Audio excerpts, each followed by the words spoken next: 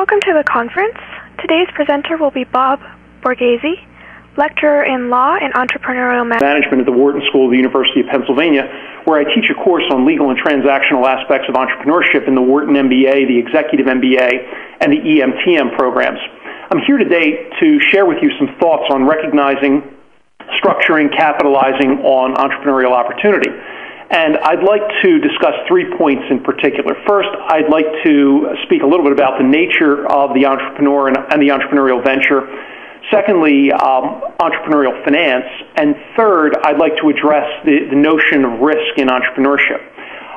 From the outset, you should understand that I'm offering a very distinctive, aggressively pro-entrepreneur point of view. My point of view is born out of 20 years of experience representing entrepreneurs, working on entrepreneurial ventures, and thinking about and teaching entrepreneurship.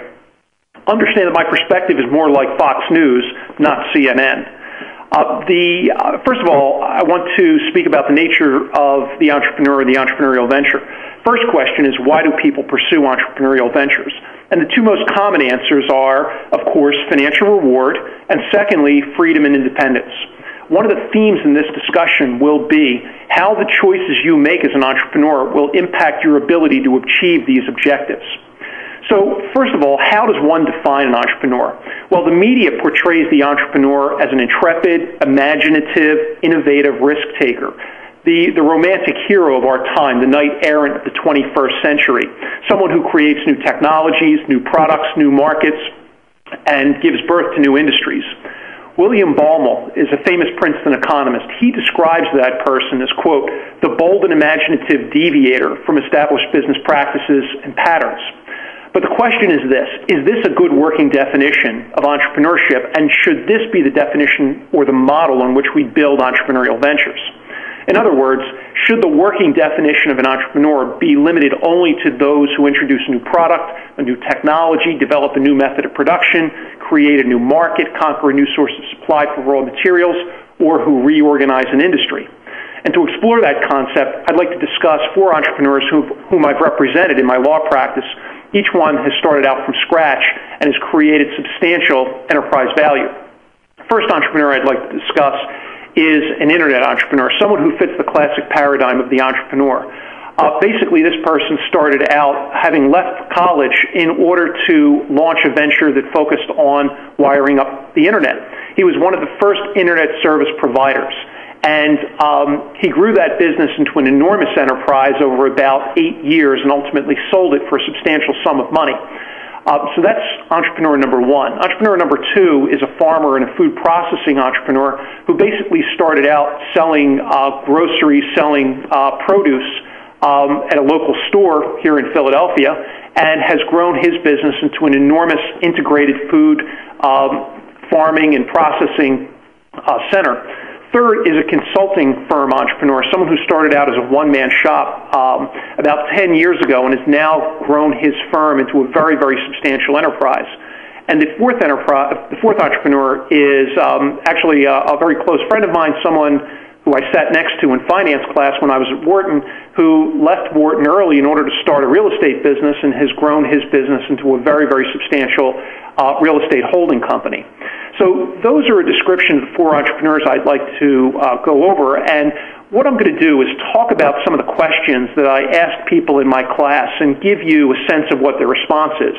So my first question is usually, of those 4 people, just given that thumbnail sketch, who would you like to be? And most people in my class look at the 4 and they're attracted to the internet entrepreneur. They feel as though it's a very seductive business, an interesting business, and it's something that possibly will create a lot of value. So I get the most people interested in the internet entrepreneur. Not as many people interested in the farming entrepreneur, a little too old world for most people. The consulting entrepreneur, some people are interested in, particularly people who come out of consulting backgrounds, and there's always a segment of the population who's interested in real estate, so I get a few people interested in the real estate entrepreneur. So my next question is, where did they get their financing? And basically, the internet entrepreneur started out basically self-financing his business, but he quickly ran into a situation where the business was growing at 100% a month. So he quickly needed outside finance, and he started out with some of the biggest firms on Wall Street. he ended up speaking with Goldman Sachs and having very detailed discussions with Goldman Sachs about the opportunity. And he worked his way through the due diligence process of Goldman Sachs and ended up in the personal dining room of the chairman of Goldman Sachs. This is about 15, 20 years ago. And the chairman of Goldman Sachs said to him, I understand you're a very smart, very ambitious young man, and I understand that your business is that you want to connect people to this new thing called the Internet so that they can basically communicate with one another. But you're not going to convince me that in the age of the telephone, where I can pick up the phone and call someone, that someone will sit at their desk and use the equivalent of a typewriter to type a message to someone else. So Goldman Sachs, needless to say, turned down that opportunity. The Internet entrepreneur ended up at Kleiner Perkins, which is the most white shoe of private equity firms, venture capital firms in the United States, and he ended up getting financing from them about 6 weeks later. So that's a little bit about the financing for the Internet entrepreneur. The farmer and the food processor grew his business entirely through his own cash flow. He never took money from anyone else, and to this day, he still owns the entire business himself. The consulting entrepreneur took an interesting path. There are a number of stages in the life cycle of a business when you can take venture capital or private equity money. You can take it at the seed stage to get the business off the ground. You can take it at the growth stage to really grow the business, or you can take it at the stage that I call the dividend recap stage, where you're basically the entrepreneur looking to diversify your portfolio, taking some money off the table, and basically selling pieces of your company to private equity firms. That's the only point where the consulting firm entrepreneur took money. He grew it completely organically out of cash flow. He didn't need any growth capital because the business was highly profitable. So all of his financing from third parties really took place when he was taking money off the table. Third is the real estate entrepreneur, who, of course, took a lot of debt financing, as you would have to as a real estate entrepreneur, but never took any equity financing. So that's a little bit of a description about where the entrepreneurs got their financing. So now I ask the same question of my students, who would you like to be? And now fewer people would like to be the Internet entrepreneur because they realize that now all of a sudden you have private equity money in. Still not so many people are interested in the farmer and food processing entrepreneur. More people are interested in the consulting firm entrepreneur because they realize that they could grow the business organically without giving up any of the equity early on. And still about the same number of people want to be the real estate entrepreneur. So my next question is, who do you think is assuming the most risk given what you've heard? And I think most people recognize that the person who is assuming the most risk here is clearly the real estate entrepreneur, because the real estate entrepreneur is concentrating risk.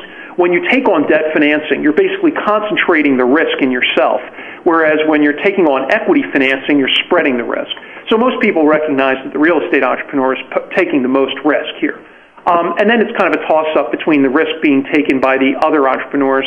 Obviously, the consulting firm entrepreneur is using now all of his own money to grow the business. Same with the farming and food processing entrepreneur. And, of course, the Internet entrepreneur kind of has the least risk because he doesn't have any money in the enterprise. He took outside financing.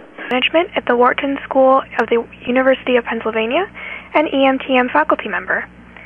There will be a Q&A session at the end of the presentation, and you can submit your questions via text at any time using the chat Q&A pod on the left of your screen, and they will be answered during the Q&A session at the end. Bob? Thanks. Good afternoon. My name is Bob Borghese, and I'm a lecturer in law and entrepreneurial